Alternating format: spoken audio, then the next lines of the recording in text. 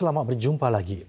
Dalam satu tinjauan terbaru melibatkan 5 universiti tempatan, jumlah graduan baharu yang berjaya mendapat pekerjaan dalam tempoh 6 bulan pertama selepas tamat pengajian semakin merosot. Malah, kadar pengangguran bagi golongan siswazah baharu sebegini meningkat seganda berbanding 2022.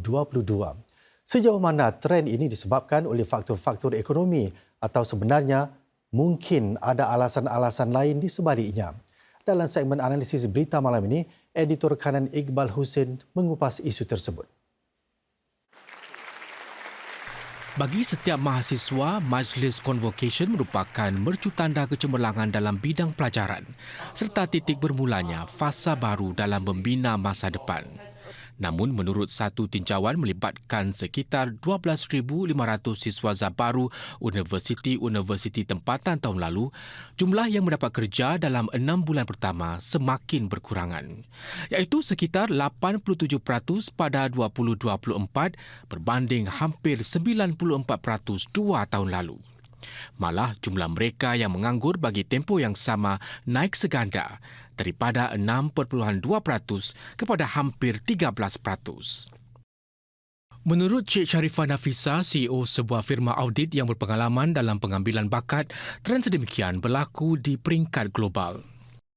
Sebenarnya, isu ini bukan sahaja dihadapi oleh siswazah Singapura, ia merupakan isu sedunia yang juga dapat diperhatikan di negara-negara barat seperti Amerika Syarikat. Menurut kajian yang dilakukan oleh syarikat S&P Global, jumlah peluang pekerjaan sekarang kurang jika dibandingkan dengan tahun sebelum penularan COVID-19. Selain itu, seperti yang kita lihat kebelakangan ini, terdapat perubahan struktur dan operasi yang dilakukan oleh syarikat-syarikat besar dalam bidang teknologi dan perbankan, yang menyebabkan kurangnya keperluan pekerja dalam syarikat-syarikat ini. Tambah Cik Nafisa menerusi pelbagai interaksi beliau bersama para mahasiswa serta generasi muda yang baru ingin membina kerjaya, sikap minda dan pilihan gaya hidup turut menjadi penentu cepat atau lambatnya seseorang siswazah baru mula bekerja. Perspektif siswazah baru sekarang lain daripada siswazah 20 atau 10 tahun yang lepas. Siswazah kini lebih meminati pekerjaan gig atau separuh masa berbanding dengan pekerjaan sepenuh masa. Ini kerana mereka cenderung untuk mendapat keseimbangan hidup dan kerja. Selain itu, pekerjaan separuh masa membolehkan siswazah kini memperoleh pengalaman dan kemahiran yang lebih luas kerana mereka dapat bekerja dengan pelbagai syarikat berlainan dalam jangka masa yang pendek. Ada yang mereka ingin menjadi influencer, right? Ada yang ingin menjadi barista Starbucks. Minat mereka lain berbanding dengan generasi yang sebelumnya. Cara mereka berfikir pun agak lain. Pengaruh cukup meluas, teknologi turut mencipta peluang-peluang baru kepada generasi celik teknologi. Pekerjaan juga tidak lagi terikat dengan satu-satu tempat. Namun, ia juga ada sisi senjata makan tuan kerana para majikan juga membuat penyesuaian mengenai jenis pekerjaan yang ingin ditawarkan. Dalam salah satu persidangan yang saya hadiri, seorang pemimpin berkongsi yang ramai siswazah lebih berminat kepada peluang pekerjaan yang membolehkan mereka bekerja dari rumah, mungkin salah satu kesan dari penularan COVID-19.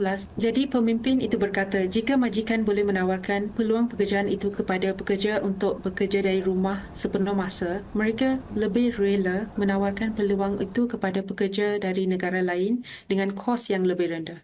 Ini merupakan pengamatan saya semasa berinteraksi dengan syarikat-syarikat yang memerlukan pekerja. Namun demikian, Cik Nafisa yakin Singapura mampu untuk terus menyediakan pelbagai peluang kepada generasi masa depan. Pemerintah juga mengambil pelbagai langkah bagi memacu ekonomi dan menciptakan pekerjaan termasuk melalui belanjawan negara. Dalam bahasa Inggeris dikatakan sebagai to build your network. Mereka juga boleh mendapat pengalaman kerja melalui internship atau pekerjaan kontrak supaya syarikat-syarikat ini yakin dengan kebolehan mereka dan menawarkan pekerjaan sepenuh masa kepada mereka. Siswazah baru juga boleh mengambil kursus-kursus untuk mempertingkatkan kebolehan mereka seperti kursus AI, data analytics, project management, soft skills dan lain-lain. Pendeknya, kata Cik Nafisa, peluang memang ada selagi pencari kerja pandai membuat penyesuaian.